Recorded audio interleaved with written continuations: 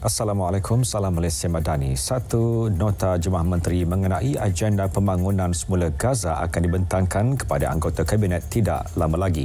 Ia bagi mendapatkan pertimbangan mengenai penglibatan Malaysia dalam usaha pembangunan semula wilayah bergolak itu. Menteri Kesihatan Datuk Seri Dr. Zulkifli Ahmad berkata, nota Jemaah Menteri itu akan memuatkan cadangan pembinaan sebuah hospital ihsan di Gaza.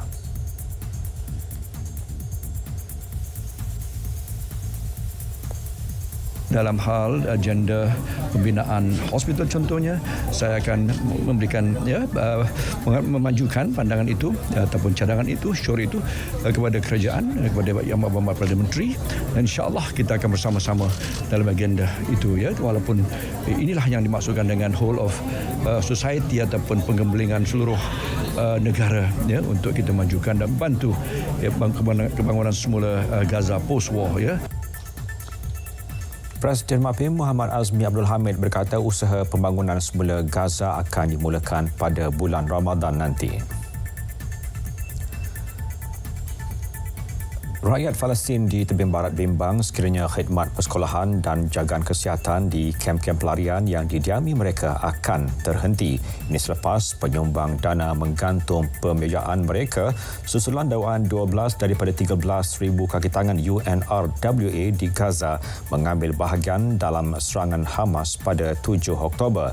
Sebahagian besar tumpuan UNRWA merupakan operasi kecemasannya di Gaza di mana ia dianggap penting dalam menghulurkan bantuan kepada 2.3 juta penduduk di sana.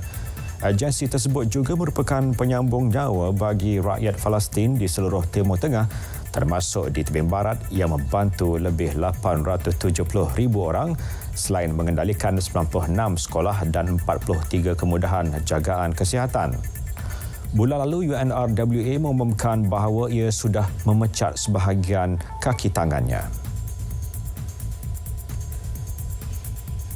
Pusat mengundi di Pusat Dagangan Dunia WTC Kuala Lumpur bagi warga Indonesia sempena pemilihan umum ataupun pemilu 2024 berpekan yang terbesar di dunia. Secara keseluruhannya, 6 pusat undi dibuka termasuk di Johor, Pulau Pinang, Kota Kinabalu dan Tawau, Sabah serta Kuching, Sarawak. Duta Besar Indonesia ke Malaysia, Dato' Hermono berkata 832,420 rakyat negara itu yang menetap di Malaysia berdaftar sebagai pemilih.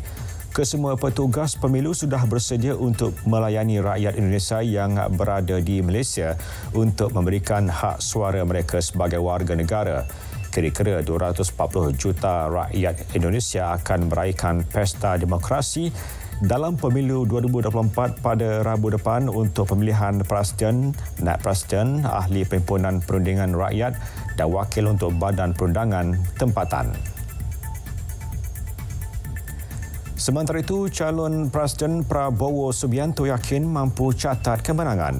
Menerusi satu temu bual bersama Al Jazeera, Menteri Pertahanan Indonesia itu berkata keyakinan itu berdasarkan angka dan dapatan di lapangan selain semangat akar umbi yang kuat. Gandingan beliau, Gibran Rakabumi Raka juga yakin pemilihan kali ini akan berakhir dengan hanya satu pusingan.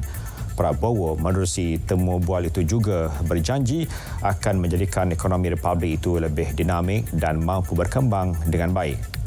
Beliau juga berikrar untuk berusaha mengurangkan kadar kemiskinan di negara itu selain menghapuskan kebuluran dan masalah pembesaran kanak-kanak terbantut.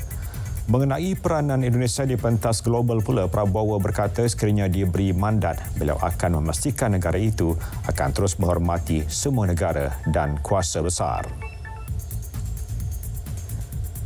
Topik mengenai kecerdasan mental dan usia calon Presiden Amerika Syarikat menjadi antara tumpuan utama kempen pada hujung minggu lalu. Ia susulan terdapat laporan yang mendakwa keupayaan memori Presiden Joe Biden semakin merosot. Sebagai maklum balas untuk menafikan dakwaan itu, White House melancarkan serangan yang sama terhadap pencabar Biden, Donald Trump, dengan menggunakan sentimen umur dan kecerdasan. Trump baru-baru ini keliru menyebut nama dan menyebut kesilapan lisan yang lain. Sekian berita semasa. Salam Malaysia Madani.